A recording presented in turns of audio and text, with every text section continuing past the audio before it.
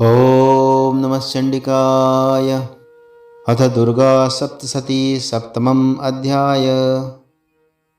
दुर्गा सप्तशती के पिछले अध्याय में देवी माँ ने कैसे शुंभ के सेनापति धूम्रलोचन का संहार किया, इसका वर्णन था। धूम्रलोचन के वध के कारण शुंभ क्रोधित हो चंडमुंड को देवी से युद्ध के लिए भेजता है। दुर्गा सप्तशती के इस 7वें अध्याय में देवी ने कैसे चंडमुंड दैत्यों का संहार किया, इसका वर्णन दिया गया है। साथ ही साथ इस अध्याय में देवी काली का प्रकट होना और कैसे उनका नाम चामुंडा देवी पड़ा, यह भी दिया गया है। आइए दुर्गा सप्तशती के इस 7वें अध्याय का पाठ करें। ऋषि कहते हैं, तदंतर शुंभ की आज्ञा पाकर चंडमुंड आदि दैत्य चतुरंगनी सेना के साथ अस्त्र शस्त्रों से सुसज्जित होकर चल दिए। फिर गिरिराज हिमालय के सुवर्णमय ऊंचे शिखर पर पहुंचकर उन्होंने सिंह पर बैठी देवी को देखा। वे मंद मंद मुस्कुरा रही थीं। उन्हें देखकर दैत्य लोग तत्परता से पकड़ने का उद्योग करने लगे। किसी ने धनुष तान लिया, किसी ने तलवार संभाली, कुछ लोग देवी के पास आकर खड़े हो गए। तब अंबिका ने उन शत्रुओं के प्रति बड़ा क्रोध किया।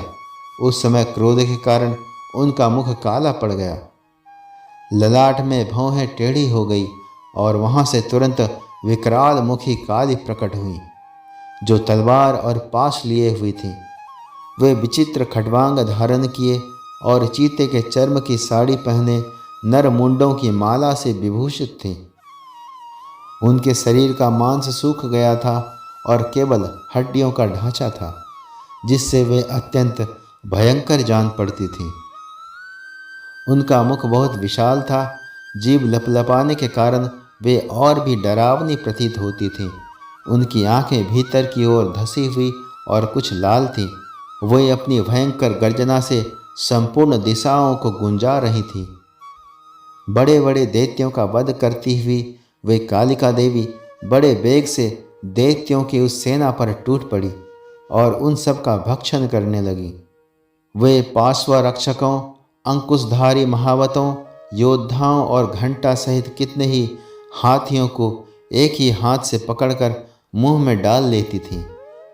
इस प्रकार घोड़े, रथ और सारथी के साथ रथी सैनिकों को मुंह में डालकर वे उन्हें बड़े भयानक रूप से चबा डालती थीं।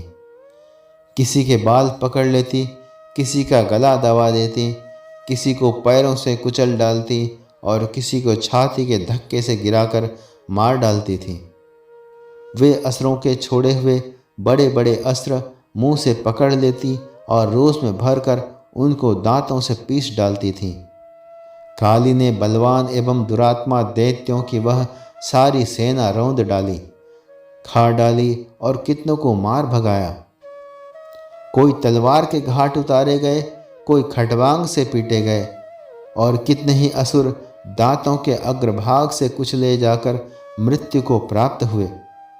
इस प्रकार देवी ने असुरों की उस सारी सेना को क्षण भर में मार गिराया। यह देख चंड उन अत्यंत भयानक काली देवी की ओर दौड़ा।